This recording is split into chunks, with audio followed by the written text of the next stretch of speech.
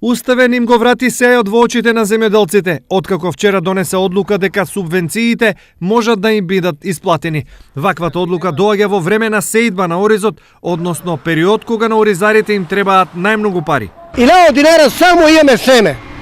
Значи семе, квалитетно семе. 1000 динара имаме орање, фрезирање, треирање, тоа са 2000 динара. Ѓубри 1000 динара, 1500 динара, 2000 динара прскање, пестициди. Па туку лева компањо, па крај ко киш да биеш 2 денари и по килограм. Идеална е состојбата и кај тутунарите, кои исто така се во фаза на садење. Ги чекаме субвенциите, најпотребни се сега за тутуно садење.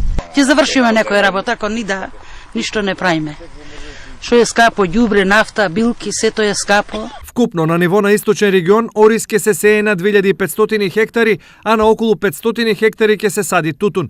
Вкупно на субвенции чекаат околу 10.000 овдешни семејства, на кои за периодот од 2014 до 2016 година државата им должи 2000 до 4000 евра. Законска пречка на нивна исплата повеќе нема, но допрва треба да се види дали има и пари, иако од Министерството за финансии тврдат дека средствата се обезбедени.